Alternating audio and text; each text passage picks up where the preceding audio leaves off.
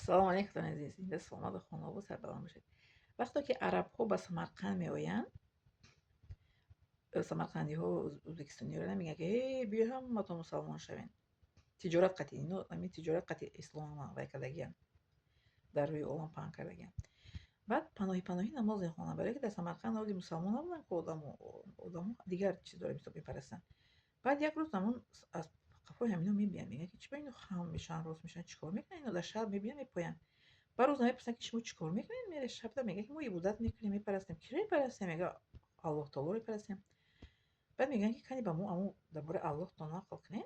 بعد نقل میکنن بعد همین گونه هر وقتی که تجارت میان عربو میرون میاد بعد اساسا ایمان میبیارن مسلمان میشن. بعد همین پسر امکی پیغمبرمون محمد صلی الله علیه و سلم قسم ابن عباس در اون سمرقند وشدگیه آماده زندگی کردگیه در اونجا آماده زندگی کردگیه در همونجا میگیم نسلش بعد همونجا از دنیا گذشته همونجا خاک به خاک سپرده شده هم شاه زنده همین قسم ابن عباس قسم ای عباس امکی پیغمبرمون بود قسم پسری هم کس ولی همون سمرقند کسی که شاه زنده رو بلوش اگر خونی کنه است یک قسم ابن عباس من خوندگی بودم یکی جستجوی شدم وقتی که من 13 14 ساله بودم با همراه پدر مادرم سمرقند که میرفتیم من میخوندم من قید اون چهار حرفا رو خود به خود حس میکردم که خوانده میشه قاف سین میم میگفتم قاف همین قل هو الله احد میخوانم میگفتم قاف باشه سین باشه و قسم ابن الف ابن چی باشه عباس پیغمبر. بعد در تاریخ خوندم فهمیدم در وقتی که دانشجو در سودان بودم و فهمیدم که قسم ابن عباس پسر امک پیغمبر بود اصلا.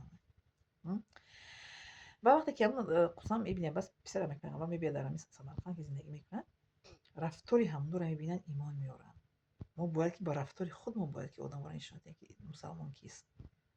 با گپ زدن نه با رفتار با حرکت میبینن ما را که رفتارمونه گپ زنیمونه معاملمونه. پیغمبر ما اگه که نمونه شوید پیغمبر ما اگه نیست که با گپ روید هم دا جور زنید بیا نه بیا نماز خونی شما چه خیلی نماز میخونید تو چی برای خیلی تو چی برای مثال بیار مال برای در شبکه‌های اجتماعی گپ میزنی این خیلی باید ما رفتار نکنیم. ما با هیچ کس باید کردار نشیم در شبکه‌های اجتماعی چگونه می‌بریم می‌زنیم مثال اگه مثال برسم شما از تیم من برآمدم در شبکه‌های اجتماعی هیچ کس نگه چه بیرمول است خیلی ما همون آدمی که در شبکه همون انسانی که در شبکه اجتماعی برآمده است بیرمول همون قطعی معامله خوب قطعی رفتار می‌کنه بینش شما میگه که مسلمان بودن این گونه بوده است دین اسلام ده من هم می‌خوام زندگی کنم با خیلی گپو رفتارتون کو مثال گپو قبیح اگر ما قبیح گپ زنیم یک انسان مثال همچون مسلمان ما انسان از اسلام تله میکنیم دور میکنیم با معامله خوب رفتاری خوب انسان‌ها رو به خود نزدیک میکنیم. من شما در ویدیو گفتم که چقدر دخترکو با من همراه شدن رفت آمد کردن ایمان آوردن در اسلام اومدن زندگی کرده ایستادن. پیغمبر ما اصلا گفتن که در حدیثشون که نمونه شوین نمونه چگونه نمونه میشیم معامله خوب میکنیم با انسان ها رفتاری خوب میکنیم در یوتیوب سبشنی خوب مینویسیم خواهرک به پیش سطر دوره سطر نداره مسلمانه و خواهری ما همخونی ما همدینی ما هموطنی ما همزبانی ما هسته سطر دوره به سطر فرق نداره وای با تو جیگر میزنه همزبانی ما هسته همخونی ما هموطنی ما همدینی ما مسلمان هسته و این چنین زن است زن هم نباید که نادیده گیریم. خب وقتی که ما سخنهای خوب مینویسیم که همون خواهر میگه که اوه این مسلمان ها خیلی دستیان هیچ گو باید کس باید ما سنگ نزنیم هیچ کس باید که ما در وصفش گپی قبیح باید نگیم. وقتی گپ قبیح که گفتیم ما میگم به شما ما اونها رو از اسلام دور میکنیم علما دور میشوند.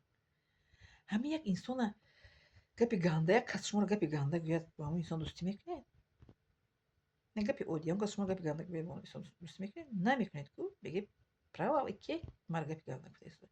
وقتی که شما در همون شبکه‌های اجتماعی گپ گنده مینویسید همون انسان ها با دین اسلام نزدیک میشن برعکس نزدیک نمیشن. با شما یک سوالی با جواب دیگه میگیره میتین میگه تو کی که مرا نصیحت کرده استی هم خیلی نشمورم راست میگه هیچ کس حقوق هیچ کس نداره نصیحت کردن یکی باید آوردن ما حق داریم.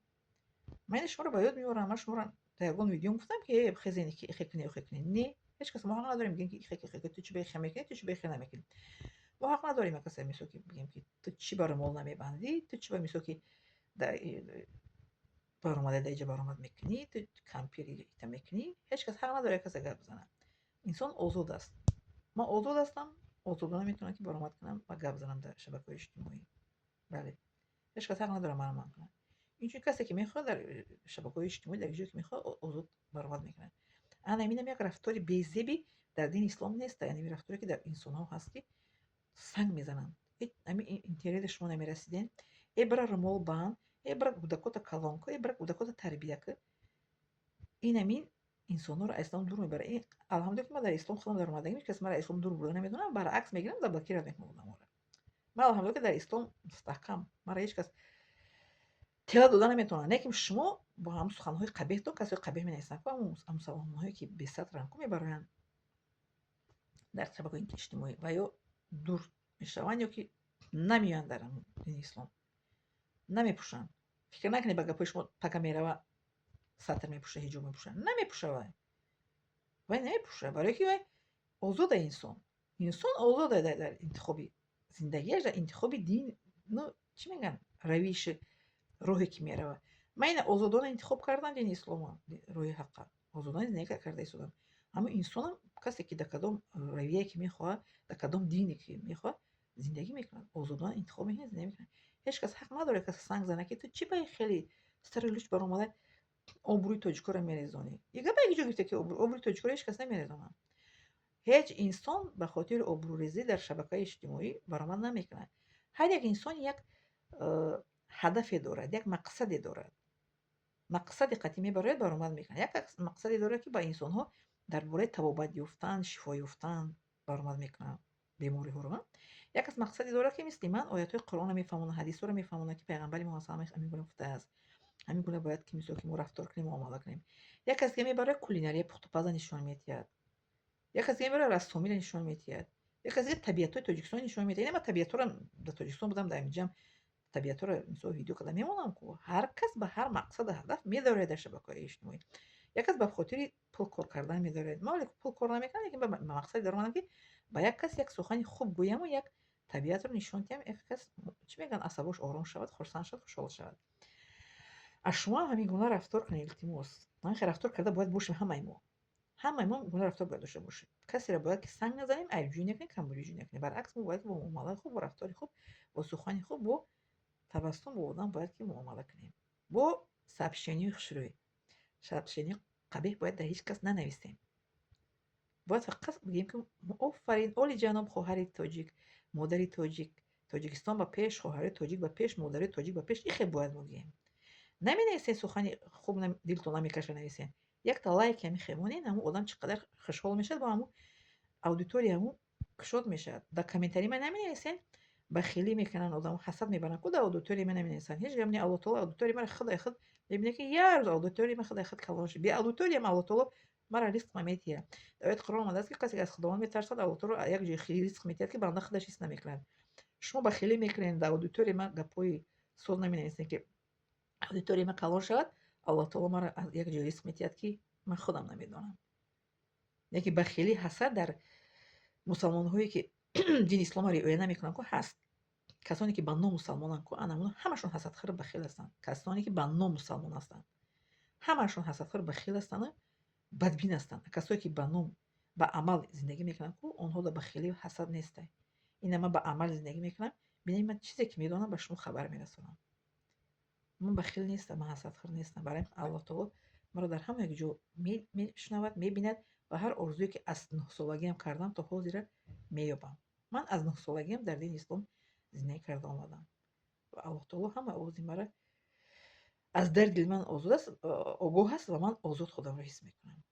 дар дини ислом ман 100% худамро озод ҳис мекунам. 100% алҳамдулилла. миннатдорам аз шумо.